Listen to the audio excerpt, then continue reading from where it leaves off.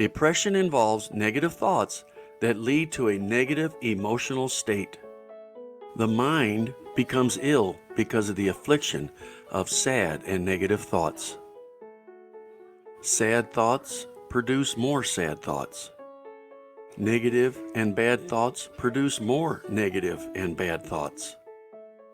It's a vicious cycle that cannot seem to stop. We dig a deep hole with our depressing thoughts, and then we wonder if we will ever get out of this. Many people have difficulty overcoming depression and need a newer, more effective medicine or a better treatment plan. The more life goes on, the worse it gets. Depression takes your happiness away, your strength, and even your will to live. How do you stop this? How can you stop and reverse this cycle of hopelessness? How do you stop this feeling of being overwhelmed with bad emotional thoughts?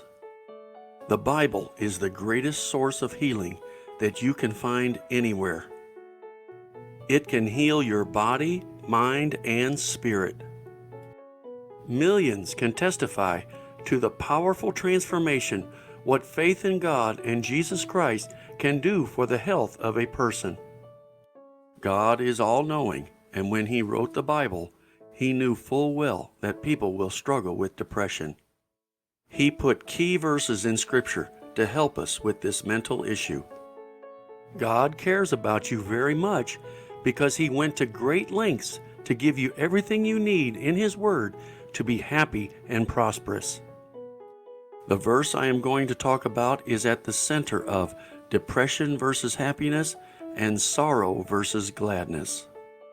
Everything mentioned in this text will lead back to Proverbs 15, verse 15.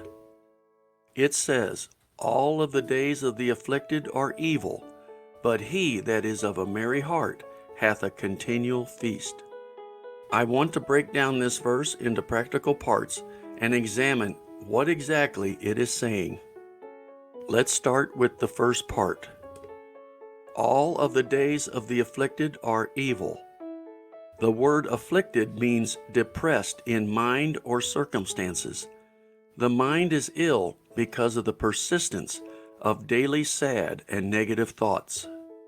People that are negative and discontented choose to let their circumstances bring them down.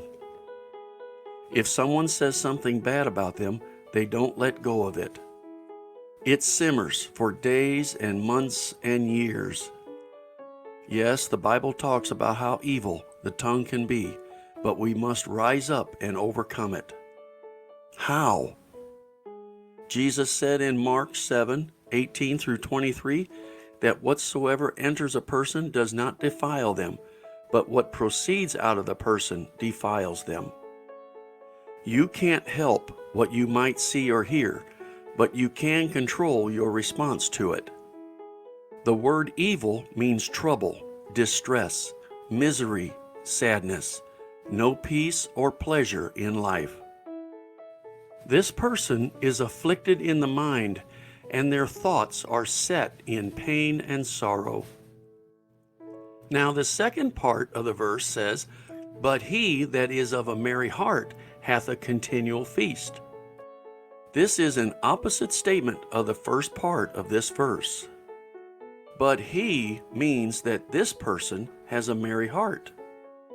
Are these words in the verse, "but he," telling us that we have a choice in what thoughts we dwell on? The verse is telling us, but he is thinking differently. Interesting, isn't it? Some can be happy being poor, while others are miserable in their wealth. Why?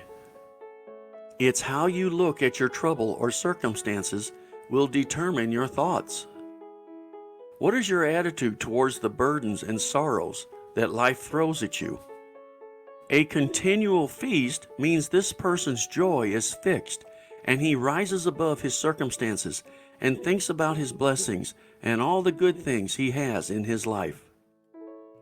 It's a daily, continual choice to not let things bring you down to the ditches of life. He doesn't dwell on the sad things, but stays positive. This takes discipline on our part. Do you have a continual feast of happiness while producing positive thoughts in your circumstances, or just the opposite?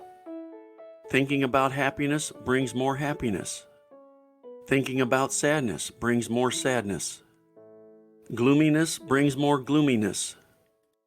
People are stuck in a low spirit, and they have convinced themselves there is no hope.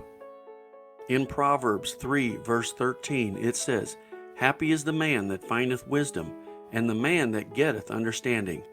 The word man means any gender. Take time out and research the issue that is bothering you. If you have sad thoughts, find out why, and is it really that troubling?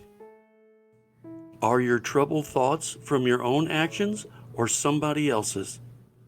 Are you bitter, angry, or resentful? Dig into it and seek out understanding in the issue. The Bible is designed specifically to help you in your hour of great need.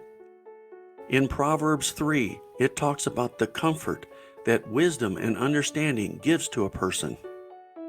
It's similar to a mother's warm hug or a close relationship to a dear friend. Let's go through the list of wonderful benefits in Proverbs 3. In verse 14, wisdom and understanding is better than silver or gold. In verse 15, wisdom and understanding is worth more than rubies or fine stones. In verse 16, wisdom and understanding will give you a long life, riches, and honor. In verse 17, wisdom and understanding will give you a pleasant and peaceful life. In verse 18, wisdom and understanding is a tree of life to them who lay hold of her, and happy is every one who retaineth her. Wow! What scriptures God has given us to overcome ourselves. We can be our worst enemy when it comes to our thought process. So how do you get this divine wisdom and understanding? By getting the fear of the Lord.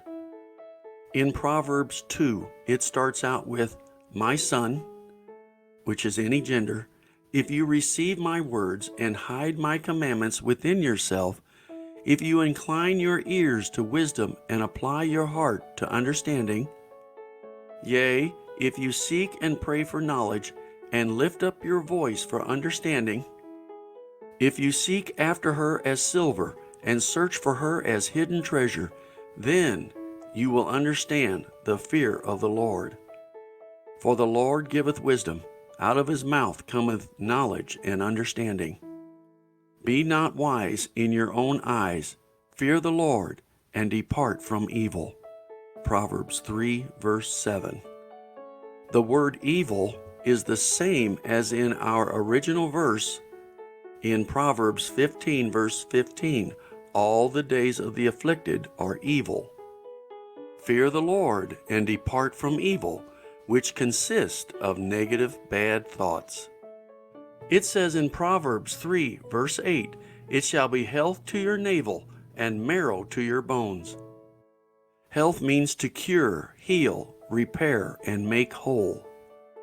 Your navel is mentioned as the center of strength, where the umbilical cord was attached as a twisted rope.